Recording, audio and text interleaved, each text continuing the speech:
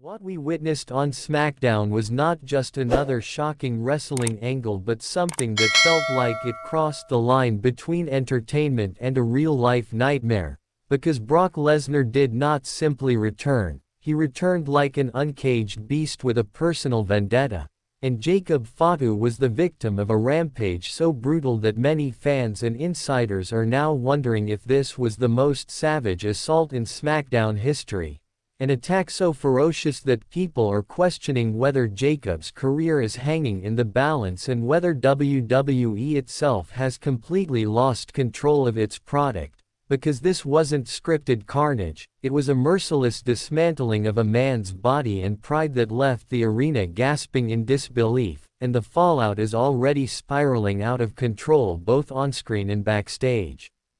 To understand just how horrifying this was, you need to picture the scene that unfolded. Jacob Fatu was in the middle of a calm, almost routine bloodline segment with Paul Heyman, discussing strategies and tribal combat as fans watched what they assumed would be another ordinary SmackDown build-up. And then without warning that all-too-familiar theme exploded through the speakers, a sound WWE fans hadn't heard live in more than a year. And when Brock Lesnar stormed down that ramp, he didn't look like the smirking mercenary we've grown used to. He looked like a predator that had been locked away and was finally unleashed with one purpose: to destroy Jacob Fatu in front of the world.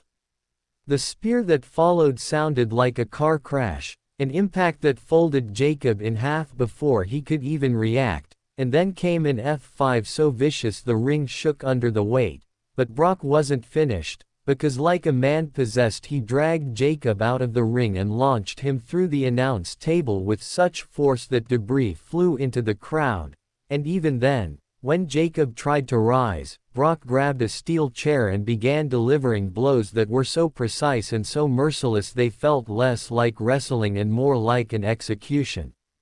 Officials swarmed, referees begged him to stop, security hesitated in terror, and even Triple H himself came down to ringside, but Brock ignored them all, his eyes empty of humanity as he stomped Jacob's skull against steel steps with a crack so loud the crowd fell into stunned silence, realizing they weren't just watching a segment, they were witnessing something dangerously close to an attempted murder broadcast live. Medical staff rushed to Jacob, who lay bloodied and barely conscious, but Brock stood over him like a conqueror with no remorse in his eyes, and that chilling image is what WWE now has to reckon with, because insiders are confirming that Brock wasn't even supposed to be there. His return wasn't scheduled until the next pay-per-view, meaning this wasn't a scripted beatdown, this was Lesnar going into business for himself, and the target of his rage was a man WWE had been quietly grooming to replace him as the company's next monster attraction. Backstage whispers now suggest this was the culmination of months of resentment, with Jacob reportedly boasting that he was the superior athlete, mocking Brock's part-time status, and saying WWE needed to move on from dinosaurs to build around younger stars. Comments that apparently lit a fire under Lesnar until he decided to prove his dominance in the most destructive way imaginable.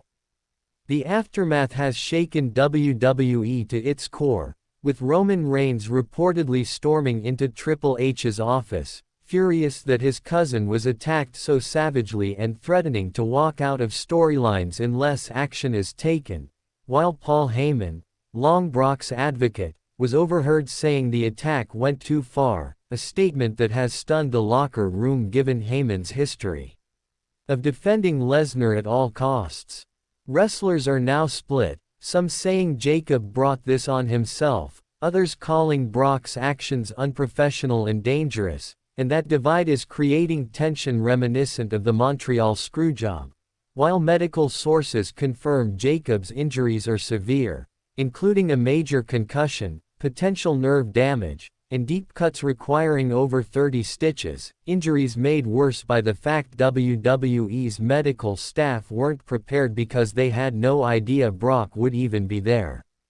What makes this darker is WWE's response. as they are allegedly downplaying the attack, pressuring journalists to spin it as storyline, threatening legal action against anyone reporting the truth about Jacob's condition, and even trying to pass this off as a work shoot to create buzz, when in reality they were caught completely off guard and are now scrambling to contain the fallout.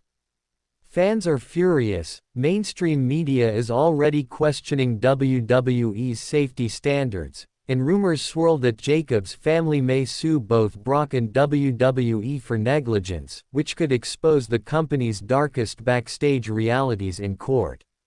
The implications are massive. The Bloodline saga is now in chaos, Roman's credibility is shaken, Jacob's future is uncertain, and Brock has sent a message to the entire roster that he still decides who survives at the top of the food chain, creating an atmosphere of fear and paranoia that is spreading through the locker room.